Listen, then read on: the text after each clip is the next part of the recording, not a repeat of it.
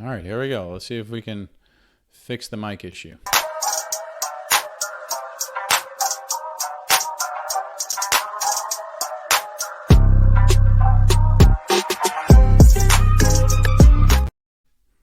Yo, what is up, everybody? Welcome to. I was making sure my mic was on because I recorded this twice already, and the mic was muted, like a moron. Welcome to the first episode of The Grind, my first solo episode. I would say solo show here on YouTube, Apple Podcasts, Spotify. That I wanted to focus a little bit more on the hobby. And it's my other major part of my life that I spend a lot of time doing. And there's so many things I love about it. There's tips that I've learned along the way that I think some people can benefit from. Who knows? Maybe not. Maybe they'll hear them and be like, yeah, no, we're good. But we'll see. And I think that a lot of things that need to be highlighted are the good news. There is a lot of good news out there. There's a lot of information that's important that I think is important and that I have thoughts on. But like everybody, has one. Those opinions are out there. And I'd like to kick it off every episode with a little good news. And one thing that I always hear is that cards, the market is down, the cards are down, or it's not as great as it used to be. I 100% agree. It is definitely not as great as 2020. But nothing is it's hard to get back to that peak, right? That was an insane, outlier to me. But it did bring a ton of people in, right? And there is plenty of great things happening all the time in the hobby. While at the same time, just like any other business in the world, there are plenty of bad things happening, right? But I like to think there's a lot more good than bad going on. One of the good things that's happening every day is there are people out there selling cards every single day. And I'm just talking singles. There are people going out and buying boxes of cards.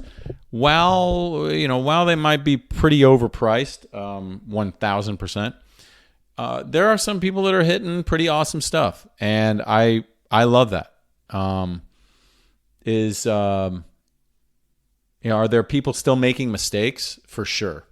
Were there a lot of mistakes being made in 2020 that were being capitalized?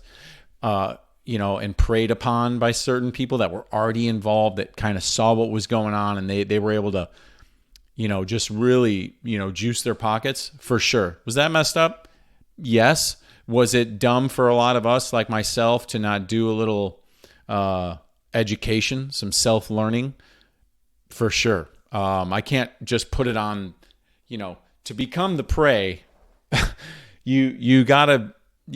It's a little onus on you, right? I decided to go and buy those things. I didn't know how to check a comp. I didn't know how to see where things were, right? So I just bought, and like a lot of people, I made my mistakes.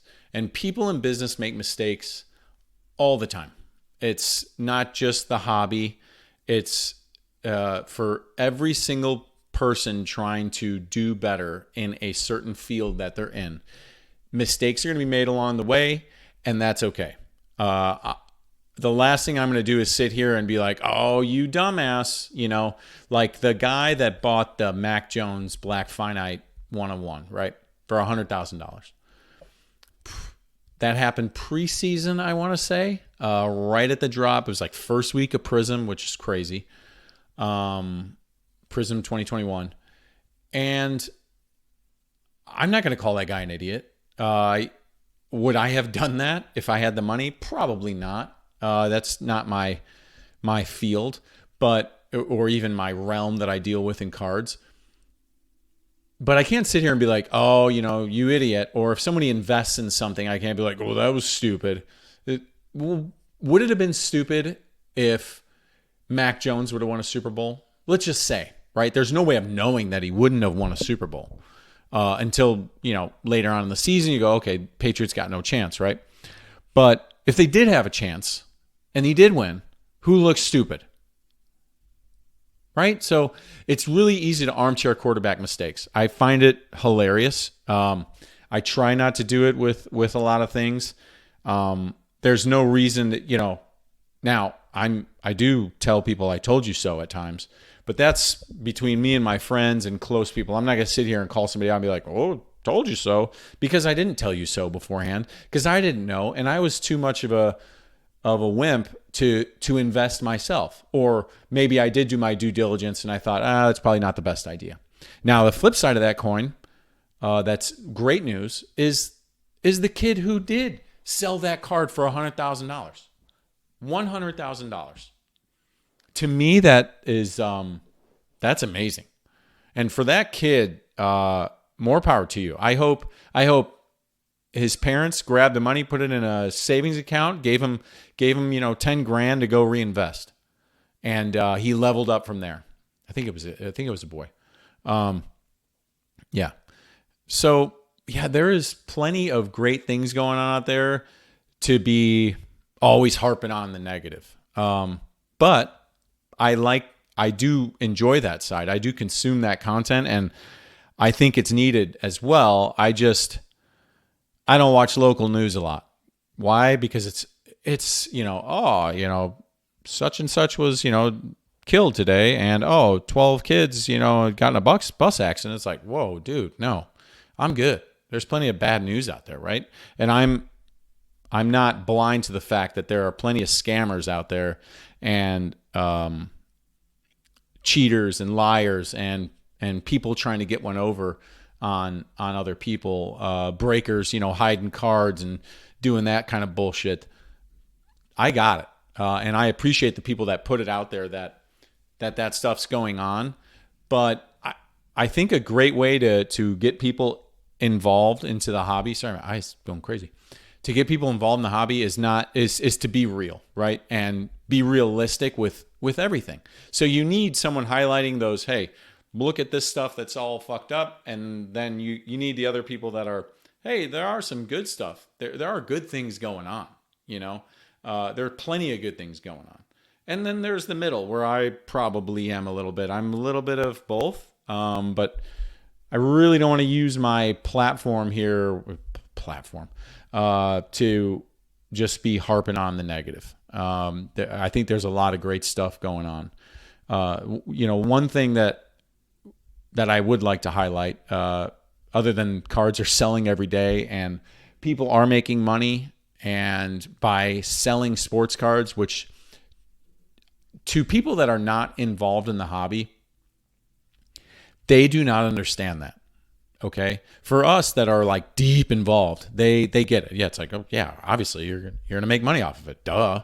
And, and, you're going to take some losses, and, you shouldn't open that. This and that. Yes, we know because we are in it. But anytime I tell anyone that my business is sports cards, they first think I'm talking about sports cars, like I sell Porsches and Lamborghinis. And two, they go, people still do that? People still ask me that wait, sports cards like baseball, basketball? They look at me in the face and they tell me that. And I appreciate their lack of knowledge. And two, I appreciate them not really knowing, because as much as I want a million gabillion people involved in the hobby, that would make business hard at times, right? And it's funny to me that people still don't see it as a legitimate business. But it is. It's a fantastic business. And just like all businesses, there's plenty of shitheads and shitty people that are involved in businesses. I'm sure Jeff Bezos and Elon Musk deal with plenty of morons and scammer assholes all the time. Excuse my language. One person I would like to highlight is If Sports. He has a YouTube channel. I'm pretty sure it's called If Sports. I'll link it in my description to his channel. It's a fantastic channel. It's only rough if you have bad FOMO, because it'll make you want to like rip, and you'll want to be on that top 10. I mean, I would love to hit one of the top 10 cards, because usually, I mean, I've seen cards on there for, $100-something thousand, $40,000, just crazy stuff. And he does a fantastic job of, whether it's from a breaker you hate, a breaker you love, or a kid and his dad inside their, house, ripping a blaster box, and they hit a, some crazy, retail hit, right? He does a great job at presenting that information and showing you that, look at all this crazy shit that's going on last week. And it's every week. Very consistent with his shows, way more consistent than me. Hopefully I get to that level. I think he opens product with his wife once in a while, who seems to have way better luck than him. But just an overall, seems like a real friendly dude. Seems like a good dude. And, does a good job at promoting the hits in the hobby. And you need that. You need to see those fun things. And to me, it's awesome. I don't get mad when anybody hits something crazy. I'm just blown away. I love cards that much. I love to see the hits. And I think if you're into cards, you watch a show, it's a great show to watch. And he does a great job at presenting the hits with current comps, or what he thinks it's going to be worth. It's a great show. And that's one great news channel for the hobby. And each week I'll try to highlight a different channel that I've been following or watching in a good light. So that's it for that. Next is my, each week I'm going to try to give you different thoughts and techniques, or different ways you can pursue the hobby, or stuff that I've come across, or mistakes that I've made that hopefully you don't have to make them. One is card shows. I think everybody that's involved in the hobby needs, or should, you don't need to, should visit a card show, whether it's in a mall, in a hotel lobby, a ballroom, a convention center, the National, whatever. I wouldn't start with the National, but if that's the only way you can go to, hey, check it out. I'm sure it's amazing. I've never been there, but to me, it's overwhelming. One day I'll go. And I think everybody out there that, let's say you're treating this just as a hobby, you should take the time and pick a show and try to go.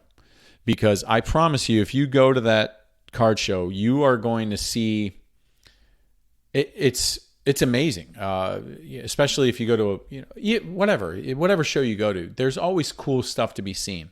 Now if it's 3 tables and it's just, retail hits everywhere, okay, maybe that's not going to be your best experience. Got it. Like I said, there's levels. But if you do go to a decent show, you can see so much more stuff than you scouring the internet or hoping that you see it on, God forbid, eBay. Not my favorite place to shop, obviously. Sorry, eBay. You just can, maybe it's your first show and you're able to do a deal. Maybe you're able to trade for a card that you really wanted, see other stuff that you didn't even know was out there. Witness some of these collections that are absolutely insane, no matter what spectrum you fall under, right?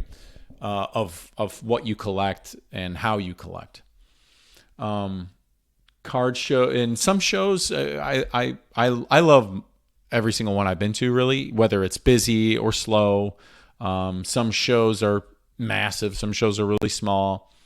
Some are obviously busier than others for you and for the vendors.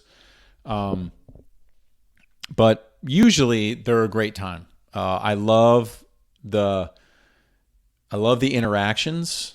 I love digging through the boxes. If this is a business for you, or if it's a half and half hobby / business.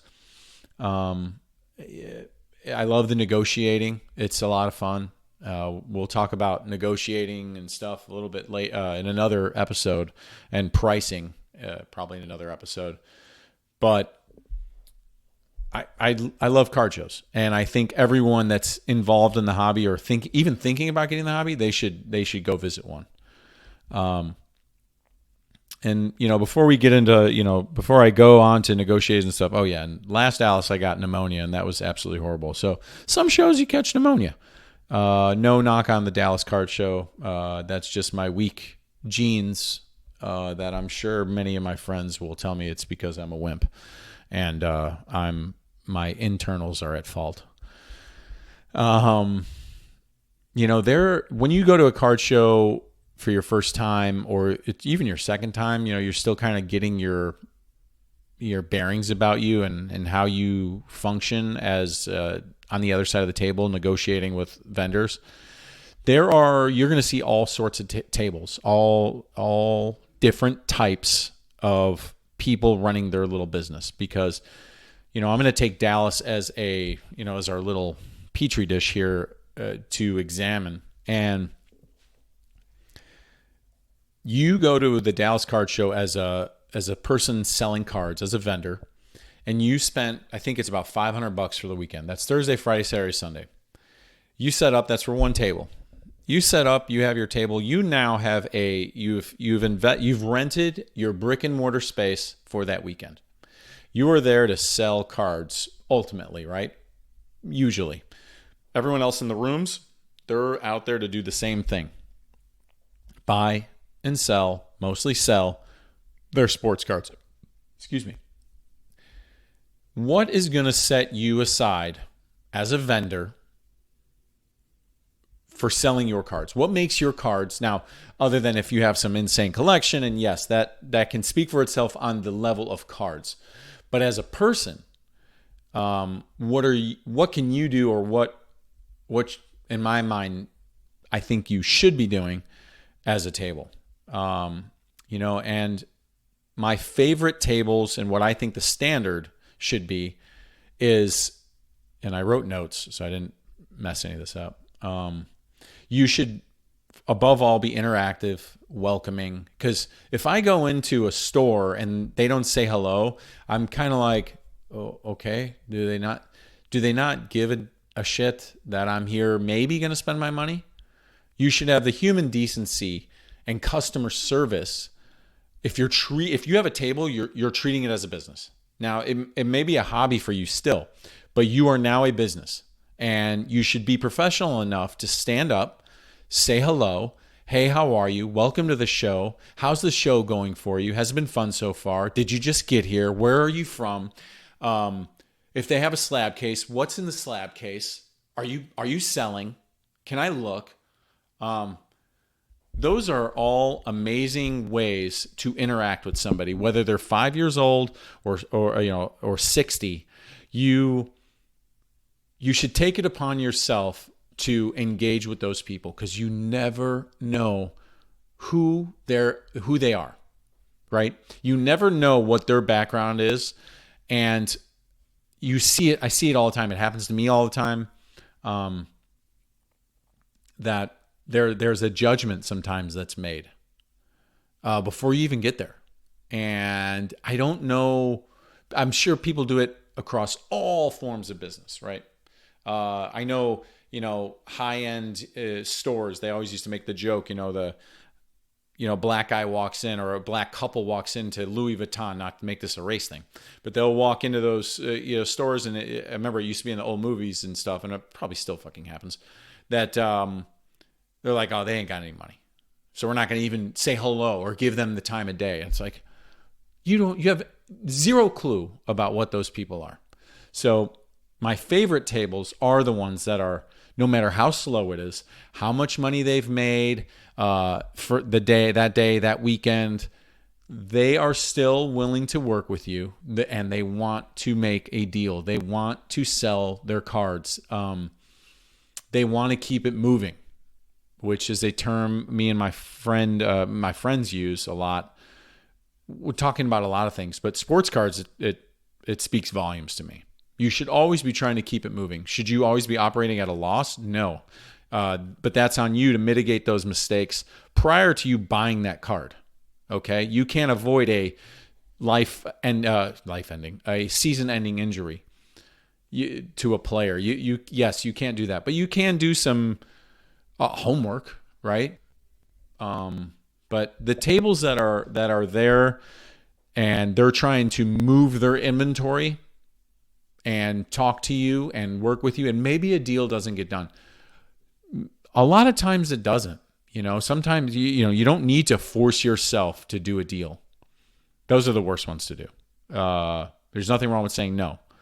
And I don't expect every table I walk up to have a, smile ear to ear, fucking balloons, coming out from behind them and confetti falling. But a hello, hey, how's it going? I'm not a very smiley guy, as you can tell. That's a knock on me. I've never been good at it, but I am good at saying hello and acknowledging you as a human. And hey, let me know if you need any help. Explaining what my boxes are, explaining, hey, prices are on the back. And that's that. And whatever happens beyond that point, fantastic. Now, there's the other side of the coin. Probably one of my least favorite tables is the non-acknowledgement tables. So it's you, when you have your table, you're like, hey, how's it going? Blah, blah, blah, welcome to my table. You even got like a little roulette thing going on, and you're doing some sort of little game, which I think is amazing and a fantastic idea that I couldn't copy because I'd probably mess it up. But I see plenty of little like interactive games to create that interaction. People want to be talked to. They're not there for a library session. And the tables I really can't stand.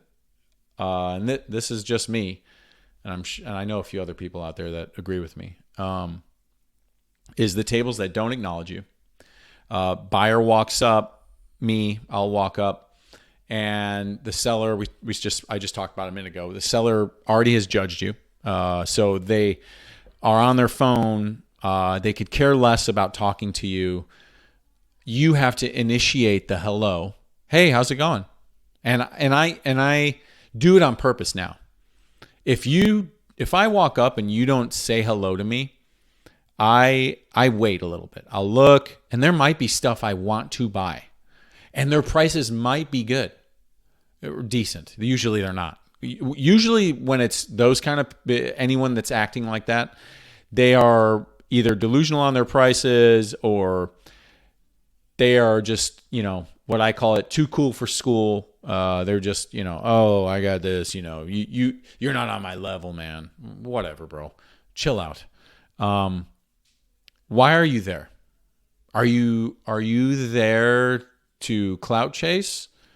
Are you there to show off your collection? Which there are tables like that, and that's totally fine. If you're there to just show off your collection, you're firm at, that's another, I get sidetracked. Sorry, ADD. There are tables that really they just set up, they show off their collection. They are 100% firm on the prices that they're at, and they just like to be there. And if someone wants to buy it for what they think it's worth, and they're okay with operating their business that way, totally fine. More so if they're there and they say, hey, how are you? How's it going? Nice to meet you. Where are you from?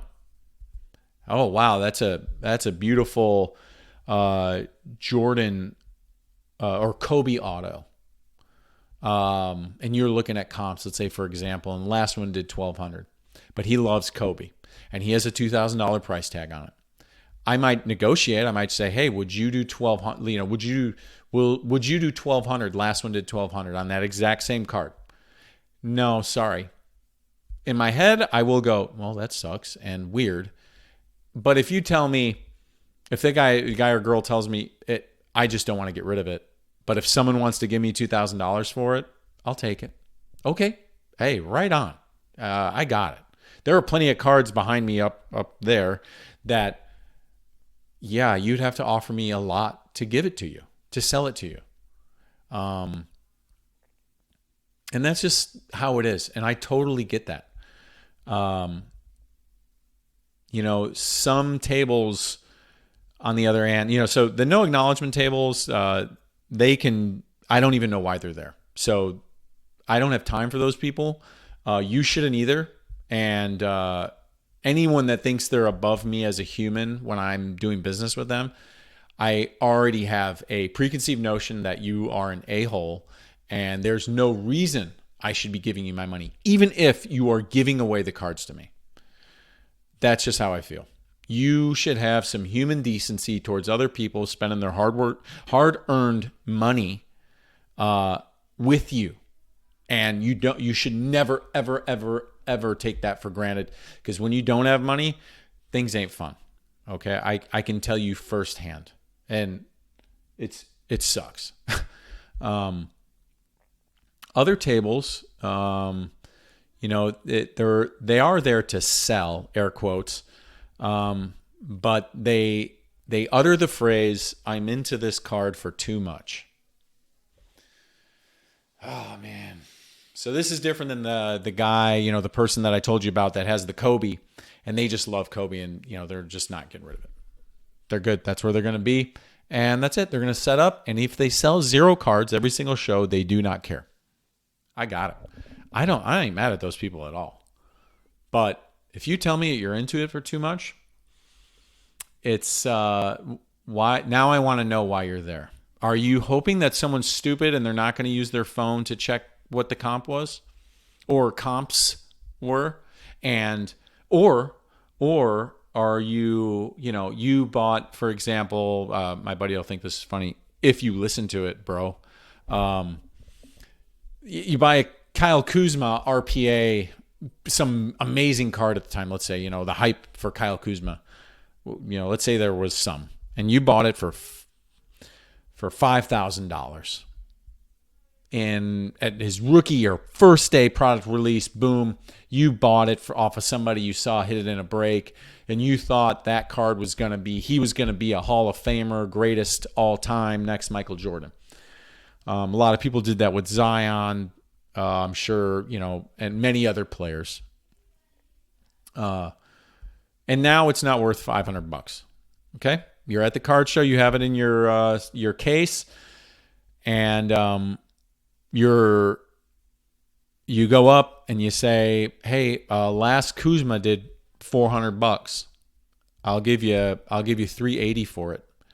Oh, I can't. I'm into it for too much than that. So is your hope? And then you ask, well, what are you looking to get for it? Oh, $6K. $6K. You need to understand that. Get back to getting real, right? Keeping it real with yourself in here, okay, and in here. That card's never going back to 5,000. Oh, never say never, but it has a very small chance.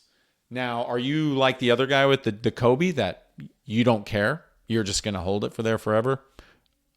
Oh, okay. That I just don't understand. And those tables, you have a very hard time dealing with. And they usually don't sell very much. From what I've gathered, at least I know I'm not buying from them. I've come across tables with beautiful cards, beautiful mid-range cards that I would love for inventory. And I'll start building a stack. And I can look at some, you'll see the stickers, and we'll talk about this later on. And their stickers you can tell they haven't changed the prices on those stickers for God knows, when, 4 years ago, 3 years ago, they still have 2020 stickers on there. And, for example, you'll find, these collections purchased in 2020 and they bought them during the height, and they're still trying to squeeze that nut of the 2020 prices. And it's just not there. Am I overpriced sometimes on cards on my page? For sure. And if somebody tells me, hey, last few did this, would you be able to do this? 9.9 times out of 10, I usually say yes. Unless there's something I go, yeah, nope, not doing it. I like it too much. And I'm that guy that has a card, that goes, if you want to buy it for me for this, it's all yours. If you don't, I'm just going to hold on to it. It's not killing me to hold on to it, right? And you'll see those guys, and they'll have a Prism base LaMelo Ball 2020 Prism and rookie, and they'll still have $100 sticker on it. I'm sure there was people that bought LaMelo Ball Prisms for $100. I remember I was selling them at one point at the height. I think I was getting 40 to 50 bucks per, and then they dropped down to 20, but they were 20 consistently. It was like you could post it and not bat an eye, and it'd be gone in a second. But to the guy that has, and I build a stack, right, and start looking at it, and then they flip it over, and then they start doing the math, and then they give me a number back. I go, oh, so you're like full sticker. Oh yeah. I'm into these for too much, and already my spider sense is up, alarms are going off, and I'm already trying to figure out how to get away from this table as fast as humanly possible. I'm not going to complain. I don't complain about people's prices. I only complain or have a problem with those tables is when they give me the I'm into it for too much. Yes, you've unfortunately made a mistake, sir. Sorry, or ma'am. But what are you going to do? Are you going to hope that LaMelo Ball becomes? I don't even know what he needs to become for that card to go back to $100. The second coming, the next LeBron James, Jordan, Kobe, insert your favorite GOAT. So it's not getting back to there. So you're just planning on taking the L, and you can tell that they aren't comfortable with taking that L. They don't like it. They can't just sit there like the guy with the Kobe auto that I mentioned earlier and eat that cost and be like, it's fine. I don't care. I'm going to hold it forever. Cool. You're here to, if you have, a few thousand cards in front of me, I know you want to sell them. So once again, keep it moving. Sometimes you got to take the L. I have taken plenty. But bro, just take it, man, and then move on. Now, if you bought a card for $100 and it went down to 60, but he's a good player, or he's a solid player that you think might hop on a championship team, and you're okay with holding on to it for a little longer, right on, do it. I usually don't post stuff that I'm not trying to sell. I don't go to a card show and I might have one card in there that's like that Kobe card, that like that guy with the Kobe card. I might have one that I say, I know the last one did this. It's really in there to catch your eye. I don't want to move it unless the deal's right. And sometimes, holy crap, somebody might offer you in a trade and say, hey, I'm taking an L over here too, but it may be something PC that you want. Oh shit, maybe we can make some sort of a deal. Those are the types of tables you might run into. And I think table etiquette should be talked about more in the hobby. And I think everyone should care about their business a little more. And especially at card shows, because it's your moment to really I'm sure this isn't going to be amazing or good the first few times I do this. It's probably going to suck. One, I hate staring at the camera directly the whole time, but that's just how I talk normally. I look people in the eye when it's serious, but I'm talking to a phone. But over time, I hope to continue to get better, right? And I hope to grind this out and master it a little bit more. Not all of us can be Pat McAfee or, Shannon Sharp or any of these famous people that we see on the news every day, sports news. It's not easy to do this stuff. Well, at least for me, it isn't. So treat your business, treat your hobby. If you're setting up and selling at a show, treat it with some respect. How are you gonna differentiate yourself from every other seller out there, right? It doesn't need to be copycat. You just do your thing, but be respectful to the people that are out there spending their hard-earned money. Okay, off of that topic. Still on the card shows though. Negotiations. This will be the last thing I talk about today. If you are liking this episode, please subscribe down below. Like the show. Put the notification bell on. Do all the things, please. I'm not going to beg, but I'm asking you, please. If you follow me on Twitter, if you don't, please give me a follow. It's at Paulie Donuts on Twitter. It is at Tasty Brains Podcast. There it is on the bottom, scrolling right now if you're watching.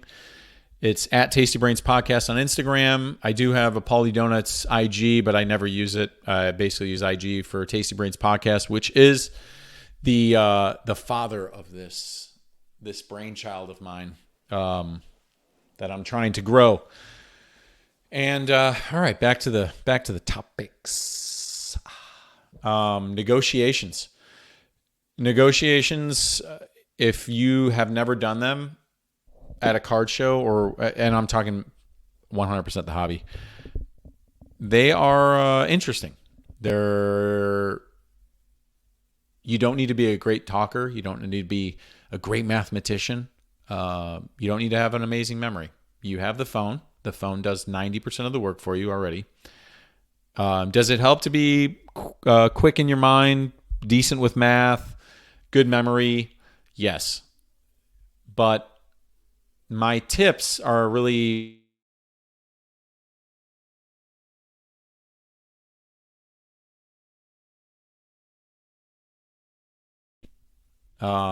these are what I think. Oh, lost a little bit. These are what I think can help somebody that is just starting out or just trying to gather inventory or just trying to do a deal for one card. And just like most things I say, take it with a grain of salt. I don't know everything. Well, I definitely don't. And I'm not the savviest person in the hobby whatsoever. Luck plays a good role in that too. I'm not a millionaire, and I'm not going to tell you who to invest in. That's for sure. I'll tell you who I like, but as far as negotiations go, at a card show or online or anywhere, Twitter, you name it, Discords, any places where you try to get inventory, do not be afraid to offer, especially face-to-face. Face-to-face is where people get, especially these days, because everyone's so used to communicating through a device, that face-to-face communication and you're negotiating is so much easier to me, even though it's more difficult at the same time, because it's first hard for you to break out of that shell and want to talk to somebody face-to-face and try to, hey, I'm going to offer you on this. Younger people are usually pretty nervous. They don't want to put that offer out there because it's lower than the ask. You're never going to offer higher, right? I mean, unless it's something you must have, and there's 3 other people that are bidding against you, right? Which I don't think ever happens at a card show. You should never be afraid to offer to that person behind the table what you want to pay for it. Then you start the negotiation. They aren't always going to say, 50% of the time, maybe 60% of the time, they usually say yes. If you are within the realm of the comp, let's say a lot of times these days, everyone's noticing even more, people are constantly offering 80% of the last eBay comp. It's kind of where the market is. If you're doing that on one card, very difficult, I would say, for you to get that card at 80% below comps, unless they are really, really trying to keep it moving. Or they got that card at a really good price. They're okay because they want to get rid of it. You want it. They'll take 85%. That happens sometimes. But if you are just buying one card, get close to the comp, maybe take a little off, see what they say, but don't be afraid to offer it. If the card did $100, they got a $110 sticker on there, offer 80, see what they say. Who cares? What are they going to say? No? Okay, they say no. Usually they're going to counter. I couldn't go that low, man, but I could do 95. Meet me 90, shake hands, bam, walk away with your card, have a nice day. But if you're buying a big swath of cards, now you've opened yourself up for more negotiation power on your end of the table. And this happens to me a lot. It's how I garner inventory. And, Card Collector 2, however you feel about him, he's got a really good show on YouTube that I watch once in a while. For a young guy, he's a fantastic negotiator. And he does a good job at garnering inventory. whoever he's backed by, or whatever external entities are involved there. I don't know, don't care. All I know is taking it for what I see, and he seems like a great negotiator, and he does a good job at showcasing how the deals are made. He's not afraid to offer. So I think that's a huge thing that every single person that is in the hobby, do not be afraid to offer. If you see and you also, along with offering, okay, you need to do your research. You need to know the cards that you are looking at. Get a fee before you throw that offer out there. Get an idea for where the comps are, especially if it's 50 cards. You have your high end ones, and then you have your $1 to $5 cards that you're like, okay, we can figure this out. Let me figure out the meat, and then we'll figure out the potatoes and the vegetables later, right? So the meat portion, you got all these cards, and you're doing the comps on them before you just. You're not going to build your stack and then here you go. How much? How much? So now I'm putting the ball. Why would I want to put the ball in the guy that already knows how much? Because he's got to have the prices on there usually. Why would I want to put that power into his or her hand, when I have a phone that can tell me, which they don't make it easy. I understand that. To do the homework. So I'm going to look at what the comps are, what they've been doing. I'm not going to cherry pick comps to all you people that go out there and they're like, oh, one did $62 or $52 in 7 months ago. It's like, okay, take it easy there, pal. Look at what the last 5 to 10 did, especially the ones with bids.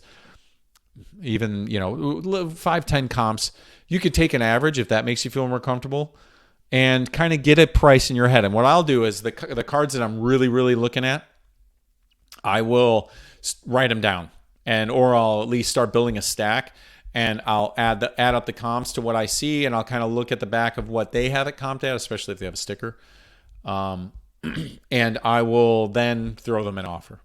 Now, if it's a big lot of cards, 20 to 100 cards, usually they're more apt to say, yeah, right on. And they're going to go through it. I expect them to go through it and look and see, what I'm offering on. That I'm not being Mr. Sneaky and I'm throwing in the $600 card in there and hoping you don't see it.